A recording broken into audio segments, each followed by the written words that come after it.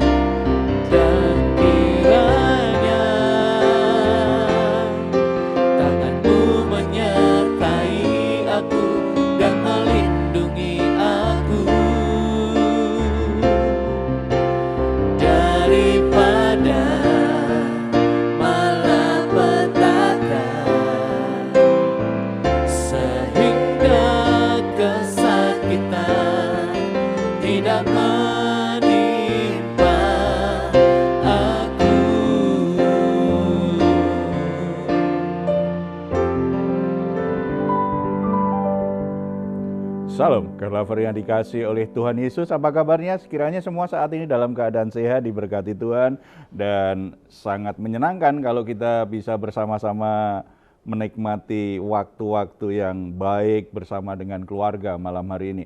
Saudara-saudara, setelah kita beraktivitas sepanjang hari ini, mungkin ada banyak pergumulan, ada banyak situasi yang mengganggu pikiran kita sehingga kita sulit untuk beristirahat. Hal yang terbaik yang bisa kita lakukan adalah hampiri Tuhan. Karena dalam hadirat Tuhan kita akan menemukan kelegaan.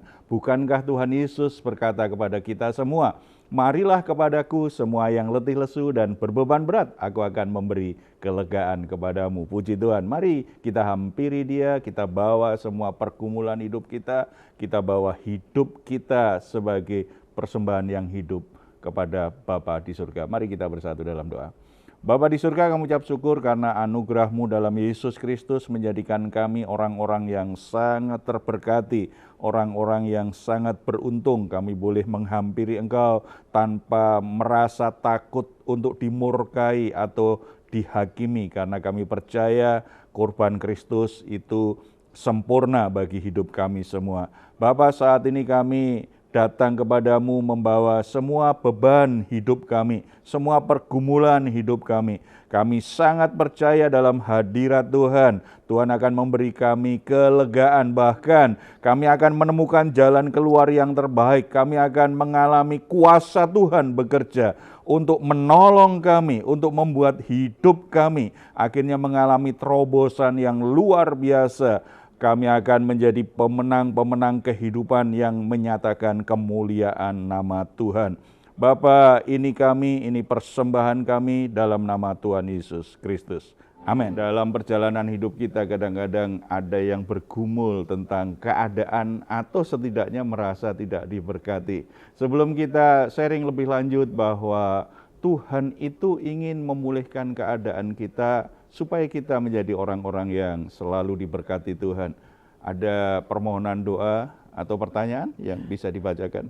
Ini ada permohonan doa Pak dari penonton setia Rest in God. Saya bacakan. Untuk tim Rest in God, minta dukungan doanya agar Tuhan memulihkan keluarga kami yang berantakan akibat kesalahan yang kami lakukan sebagai pasangan suami istri. Gitu Pak.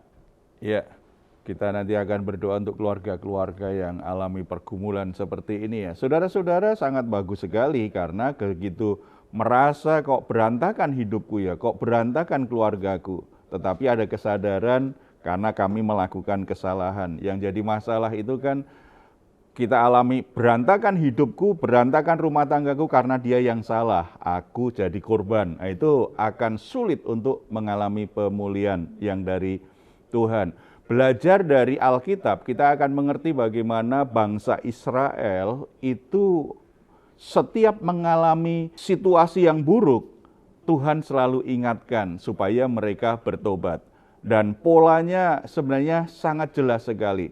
Saat orang Israel mulai lupa akan anugerah Tuhan, mulai melawan Tuhan, memberontak kepada Tuhan, maka mereka dikuasai musuh, maka keadaan mereka sangat kacau sekali. Tetapi begitu mereka bertobat, Tuhan pulihkan keadaannya. Itu artinya sebuah prinsip iman yang penting ya.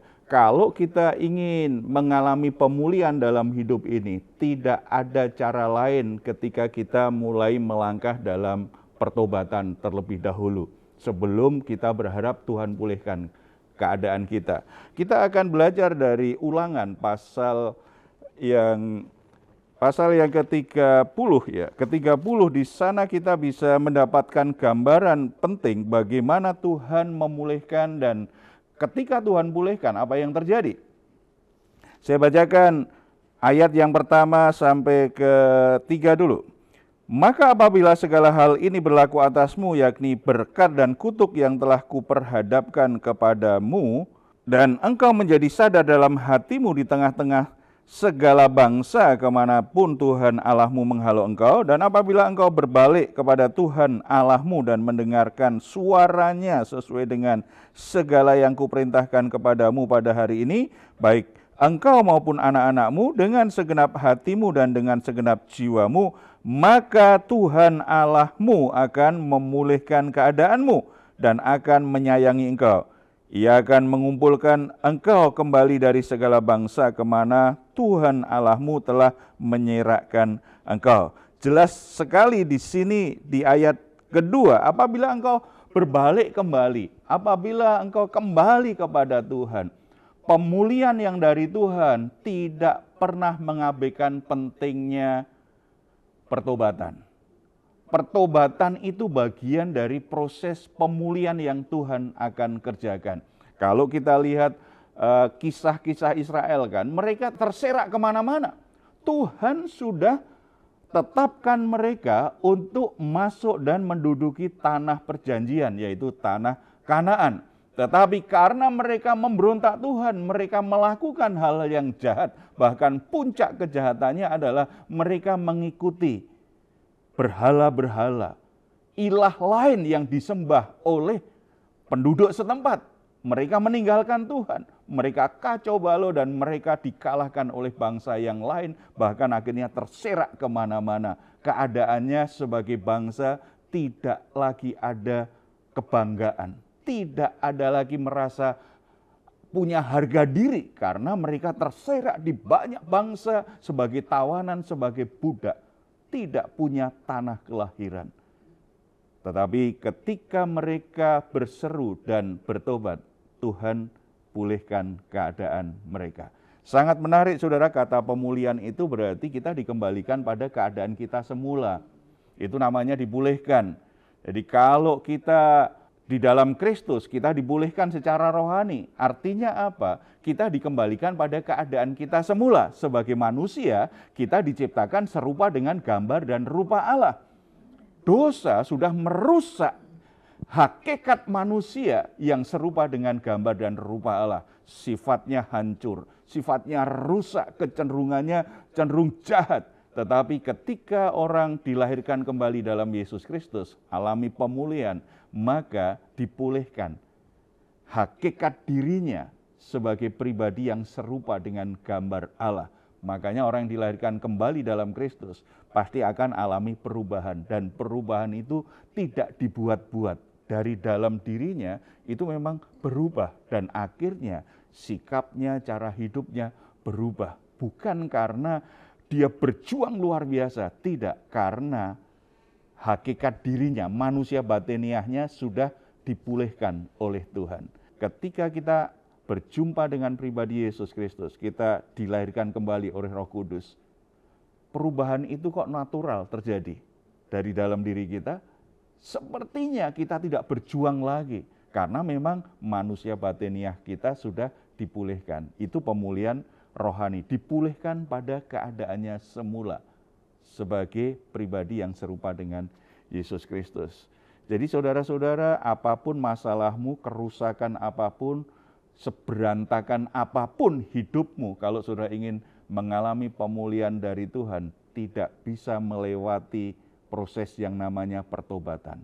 Harus berbalik kepada Tuhan, harus kembali kepada Tuhan. Selama tidak mau bertobat, paling hanya merasa nyaman dikit. Ada banyak orang kadang-kadang minta didoakan, menghubungin saya minta didoakan, Pak Heru, saya pengen keluarga saya pulih, saya pengen hidup saya pulih. Sambil nangis-nangis didoakan, lega. Habis didoakan, lega katanya. Tetapi kalau dia nggak bertobat, nggak pulih-pulih juga. Sebulan kemudian ketemu lagi, nangis-nangis lagi, minta didoakan lagi. Selama tidak ada pertobatan, nggak pulih. Karena memang untuk berpulih, Tuhan akan lihat dulu hatimu. Kalau engkau tidak mau kembali kepada Tuhan, nggak akan mengalami pemulihan. Nah, ketika Tuhan mulai melihat hatimu yang berbalik kepadanya, engkau sungguh-sungguh bertobat, Tuhan kerjakan pemulihan. Kepada orang Israel itu ada dua hal yang nampak ya.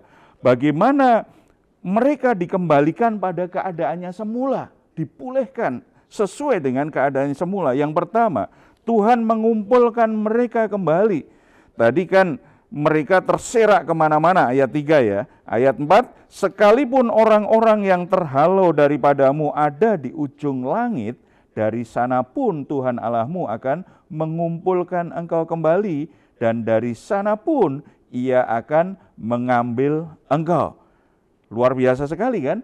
Tuhan sanggup untuk mengumpulkan kembali umat Israel yang terserak kemana-mana, bahkan ke ujung langit pun Tuhan sanggup. Artinya tidak ada yang mustahil bagi Tuhan.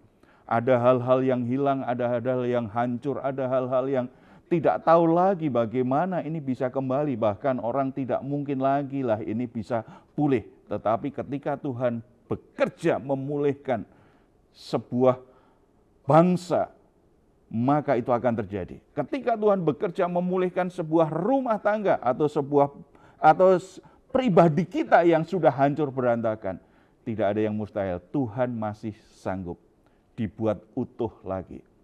Secara pribadi pemulihan dari Tuhan itu menjadikan seseorang itu menjadi pribadi yang utuh. Kita ini ketika kita keluar dari Tuhan, semakin jauh dari Tuhan, bertindak sesuai dengan mau kita sendiri, hidup kita setelah itu berantakan. Maka istilahnya kan berantakan, kacau balau. Kadang-kadang kita ketemu orang yang dari mulutnya keluar kata-kata yang manis, bahkan firman Tuhan sering muncul. Dia berkata-kata yang baik, tetapi tindakannya tidak baik. Orang punya pikiran yang baik, pengetahuan akan firman Tuhan, pengetahuan akan hal-hal yang baik, tetapi perasaannya tidak bisa dikendalikan.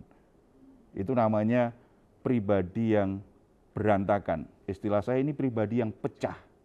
Antara pikiran, perasaan, dan kehendak itu tidak bisa menyatu. Kacau balau. Hidupnya juga begitu. Jadi berantakan luar biasa sekali. Itu membuat konflik pribadinya kan berkepanjangan. Normalnya itu kan apa yang kita pikirkan itu cocok dengan yang kita rasakan. Apa yang kita rasakan cocok dengan yang ada di pikiran kita. Dan pikiran perasaan itu kemudian menghasilkan perbuatan. Jadi antara pikiran, perasaan, dan tindakan harusnya sama. Tetapi ada banyak orang tindakannya apa, yang dipikirannya apa, yang diperasaannya apa. Ada orang yang mengungkapkan perasaannya aja nggak bisa. Jadi dia nggak suka, bilangnya suka. Dia benci, tetapi tetap aja begitu ketemu orangnya, manisnya luar biasa. Antara pikiran perasaan kadang-kadang bingung. Ada juga yang melakukan sesuatu yang baik, tetapi hatinya jahat sekali. Orang bisa saja kan, misalnya di gereja dia bertugas sebagai penata layan, nyambut jemaat yang datang, waduh wajahnya kayak malaikat. Ketemu siapa saja, waduh salaman sangat hangat sekali. Tetapi siapa yang tahu hati orang? Begitu lihat jemaat itu, ya dia datang lagi. Mungkin tidak ada yang tahu. Ternyata di hatinya tersembunyi kebencian terhadap salah satu jemaat. Tetapi ketika menyambutnya, manis sekali. Antara perbuatan dan perasaan berbeda. Itu namanya pribadi yang terpecah itu. Di dalam Kristus, pemulihannya itu pasti kita akan semuanya itu menyatu. Apa yang kita pikirkan, itulah yang kita rasakan, itulah yang kita lakukan. Mungkin kita sering alami itu, ya, alami itu. Misalnya kita bisa berkata, dalam Kristus kita adalah orang yang lebih dari pemenang. Tuhan tidak akan pernah tinggalkan kamu sebagai yatim piatu. Kita tidak perlu takut menjalani hidup ini. Tetapi dalam obrolannya selalu bicara kekhawatiran. Waduh gimana ya masa depanku, gimana keadaanku. Antara pengetahuan dan perasaan dengan hati kan nggak sama. Kekristenan harusnya selaras. Harusnya selaras. Pemulihan pribadi kita akan membuat kita itu selaras seperti itu. Jadi kalau ada orang Kristen yang merasa baik-baik saja tapi punya kecenderungan begitu, hidupmu masih berantakan. Walaupun engkau sudah tinggalkan perilaku-perilaku amoralmu, tetapi sebagai pribadi yang baru, identitasmu masih berantakan. Harusnya menyatu. Menyatu. Ya, seperti umat Israel. Memang tempatnya di tanah perjanjian, tempatnya di Kanaan. Jadi mereka sudah terserak kemana-mana, Tuhan satukan lagi. Ini kan dalam konteks lebih lanjut lagi misalnya rumah tangga. Keadaan apapun dalam rumah tanggamu masih ada harapan kalau Tuhan bisa memulihkan. Dimulai dari apa? Langkah-langkah pertobatan. Langkah hati yang kembali berbalik kepada Tuhan. Jadi tadi permohonan doa tadi sangat baik sekali. Begitu ada kesadaran, kelihatannya aku harus berbalik kepada Tuhan lagi nih. Ada hal-hal yang harus aku perbaiki. Di situ Tuhan akan memproses kita lebih lanjut untuk mengalami pemulihan, menyatu kembali, sesuai kembali pada rencana Tuhan. Dan yang kedua, Tuhan memulihkan berkat-berkat-Nya. Kita baca di ayat yang ke-9. Tuhan Allahmu akan melimpahi engkau dengan kebaikan dalam segala pekerjaanmu, dalam buah kandunganmu, dalam hasil ternakmu, dan dalam hasil bumimu. Sebab Tuhan Allahmu akan bergirang kembali karena engkau dalam keberuntunganmu, seperti Ia bergirang karena nenek moyangmu dahulu. Ayat 10 diingatkan lagi, apabila engkau mendengarkan suara Tuhan Allahmu dengan berpegang pada perintah dan ketetapannya yang tertulis dalam kitab Taurat ini, dan apabila engkau berbalik kepada Tuhan Allahmu dengan segenap hatimu dan dengan segenap jiwamu. Kembali ditekankan pentingnya kalau apabila engkau bertobat, apabila hatimu berbalik kepada Tuhan, Tuhan pulihkan berkat-berkat yang Tuhan sudah tetapkan bagimu. Bagi umat Israel jelas sekali kan, sejak Abraham Tuhan sudah tetapkan, engkau akan menjadi bangsa yang diberkati. Aku akan memberkati engkau akan menjadi bangsa yang besar, bahkan engkau menjadi berkat bagi banyak bangsa. Itu berkat kepada Abraham, diteruskan kepada keturunannya, kepada Ishak, kepada Yakub, dan kemudian kepada umat Israel. Berkat itu tidak pernah ditarik oleh Tuhan, tetapi mengapa mereka hidupnya begitu menyedihkan sekali, mereka terserak kemana-mana, tidak ada kebanggaan, tidak ada kehormatan lagi. Ketika mereka bertobat, Tuhan berkata, aku akan pulihkan, aku akan kembali memberkatimu. Jadi saudara-saudara yang saat ini sedang bergumul dengan masalah rumah tangga, saudara merasa rumah tanggamu dalam keadaan yang tidak utuh lagi, berantakan lagi, atau hidupmu juga berantakan lagi, dan saudara ingin dipulihkan Tuhan. Langkah yang paling penting tidak bisa dilewati adalah berbalik kepada Dia. Berbalik kepada Tuhan dan lakukan pertobatan. Mungkin ada hal-hal lain yang selama ini kita abaikan. Tapi kalau kita berbalik kepada Tuhan dan mohon belas kasihan Tuhan, tidak ada yang tidak bisa dipulihkan oleh Tuhan. Tuhan akan kembali jadikan hidupmu utuh seperti semula dalam rancangan yang indah dan diberkati oleh Tuhan. Mari kita bersatu dalam doa. Bapa di surga, kami ucap syukur untuk janjimu yang selalu menyediakan pengharapan bagi kami, kasih karunia yang memulihkan dalam hidup kami. Saat ini hamba-Mu berdoa untuk keluarga-keluarga yang berantakan, untuk keluarga-keluarga yang sedang dalam pergumulan, keluarga-keluarga yang diambang perceraian, keluarga-keluarga yang tidak bahagia. Bapa, kiranya kebenaran firman-Mu hari ini kembali mengingatkan mereka, kebutuhan terpenting mereka untuk bisa mengalami pemulihan bagi rumah tangganya adalah berbalik kepada Tuhan.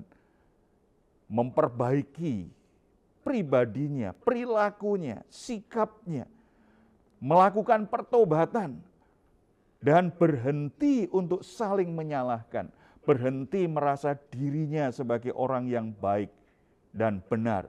Tetapi di hadapan Tuhan biarlah semuanya terbuka. Apa yang harus diperbaiki, apa yang harus ditinggalkan, dan apa yang harus dilakukan di dalam Tuhan. Kami sangat percaya anugerah-Mu cukup bagi setiap rumah tangga untuk mengalami pemulihan. Bapa, kami berdoa, Tuhan pulihkan keadaan mereka seperti yang Tuhan sudah tetapkan. Demikian juga Tuhan kembalikan berkat-berkat yang selama ini tertahan, berkat-berkat yang tidak bisa mereka nikmati. Tuhan berkati setiap rumah tangga, supaya mereka merasakan betul bahwa Tuhan mengasihi, Tuhan yang membela mereka. Tuhan tidak pernah meninggalkan mereka barang sedikit pun. Tidak ada alasan untuk menjauh dari Tuhan. Tidak ada alasan untuk mencari siapa yang salah, tetapi dengan rendah hati, setiap orang akan mengaku dosa dan bertobat, memperbaiki hidupnya di jalan Tuhan. Hamba-Mu juga berdoa untuk setiap pribadi yang mengalami kegalauan, mengalami kondisi di mana identitas mereka tidak utuh.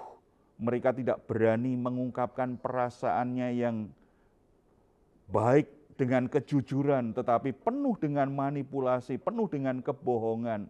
Antara yang dirasakan dan dipikirkan berbeda, antara yang dipikirkan dan dilakukan berbeda. Mereka hanya mengemas dirinya sedemikian rupa sepertinya tidak ada masalah, sepertinya baik-baik saja, manis saja. Tetapi sebenarnya ada banyak kemunafikan, ada banyak penyangkalan yang tidak jujur, ada banyak hal yang membuat mereka tidak bahagia. Bapa, menjamah pribadi-pribadi ini supaya mereka berani untuk datang kepadamu sebagai pribadi yang apa adanya. Mereka ada banyak masalah, mereka ada banyak situasi yang membuat mereka ketakutan, ditolak orang lain.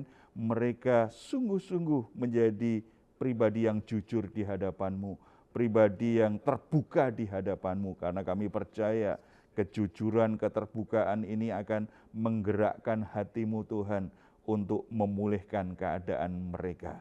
Identitas mereka menjadi kuat sebagai anak-anak Allah. Amen. Antara pikiran, perasaan, kehendak itu selaras sesuai dengan pikiran Kristus, sesuai dengan kebenaran ilahi. Terima kasih Bapa, curahkan berkat-Mu kepada setiap saudara-saudara kami yang bergabung dengan Raise in God saat ini. Berkat yang membuat kehidupan mereka semakin berlimpah dengan ucapan syukur dan memuliakan Bapa di surga. Dalam nama Tuhan Yesus kami berdoa. Amin.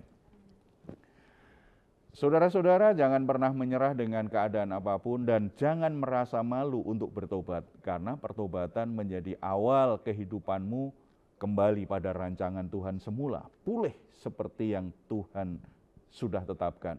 Amin. Kalau saat ini saudara sedang dalam pergumulan, saudara membutuhkan dukungan doa, silahkan saudara menghubungi nomor telepon yang tertera di layar saudara. Tim doa kami akan mendukung saudara dalam doa. Tetap percaya, tetap berharap, tidak ada yang mustahil bagi Tuhan. Kalau saudara ingin memberikan komentar, silahkan menuliskannya di ruang komentar yang ada di channel Diaspora TV. Kami tunggu. Mazmur 4 ayat 8-9. Engkau telah memberikan sukacita kepadaku lebih banyak daripada mereka ketika mereka kelimpahan gandum dan anggur. Dengan tentram aku mau membaringkan diri lalu segera tidur. Sebab hanya Engkaulah ya Tuhan yang membiarkan aku diam dengan aman. Puji Tuhan, selamat malam, selamat beristirahat. Tuhan Yesus memberkati kita semuanya. Shalom. Hatiku siap